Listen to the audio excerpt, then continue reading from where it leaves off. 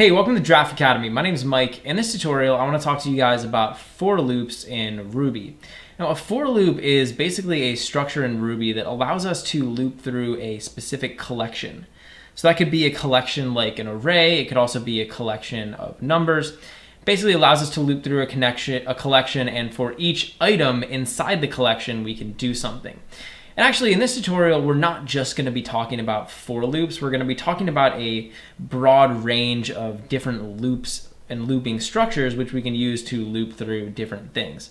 Essentially, in Ruby, there's a lot of different ways we can do the same thing. And I'm going to be showing you guys a bunch of different ways to do essentially the same thing. So the first thing I want to show you guys is I have this array set up here, and it's basically just called friends, and it has a bunch of items in it, basically just a list of someone's friends. And I want to show you guys how we can use a for loop to actually loop through all of the items inside of this friends array. Now remember, if I wanted to access a specific item, I could just say friends and then pass an index in. So if I said friends1, this is going to print out Karen onto the screen. Right, so that's kind of how I can access an individual element. But I can also use something called a for loop, and I could say for friend in friends. And then down here, I also want to end this off, so I'm just going to put end. And inside of this little for loop, I can just say puts friend. And what this is going to do is it's actually going to print out all of the friends inside of this friends array. So now when I run this program, you'll see we're printing out all of the values inside of that array. And essentially what I'm doing is I'm saying for, and I'm specifying the name of a variable. And on every iteration of this for loop, this friend variable is going to represent a different friend. So on the first iteration, it'll represent Kevin. On the second iteration, it'll represent Karen, etc. And I could actually name this whatever I wanted. So I could just say element, and down here, I could print out element, and it doesn't actually matter. So it's all going to be the same. So that's a really easy way that you could loop through all the elements in an array. So for each element inside the array, you could basically do something. And really, friends this could refer to any collection inside of Ruby. This is basically just a general way to loop through a collection of elements. So this can be really useful. When we're dealing with arrays, there's also another way that we could do essentially this same thing.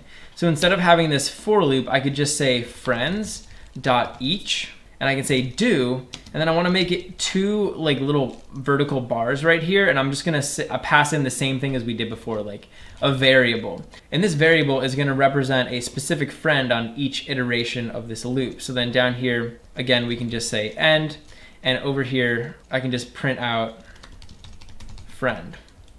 And so now it's doing the same thing as we did before. We're printing out each one of the friends that was inside of that array. And again, this doesn't have to be friend. This could be anything I want. So that's basically how we could loop through like an array a couple different ways. There's also another thing we could do. We could loop through a range of numbers.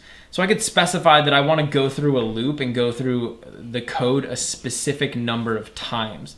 So I could come down here and I could say like for index in, let's say 0 to 5. And I want to do something, so I could just print out the index.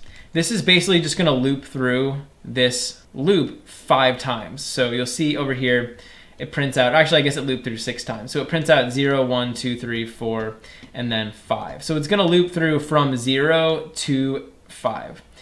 And a lot of times, in a lot of cases, you're going to want to go through a loop a specific number of times, and you can do it just like that. There's also another thing we could do. We could say, like, we could specify a number here. So I could say like 6, and I could say dot times do, and inside of these vertical bars, I can just say like index. And again, this doesn't have to be called index. This can be called anything we want. And here it's the same thing. So this is going to loop through something 6 times. So over here, we're printing out 0 through 5. So these are all basically different ways that we can loop through other collections, or we can loop through something a specific number of times in Ruby. And this can come in handy a lot. Hey, thanks for watching. If you enjoyed the video, please leave a like and subscribe to Draft Academy to be the first to know when we release new content. Also, we're always looking to improve, so if you have any constructive criticism or questions or anything, leave a comment below.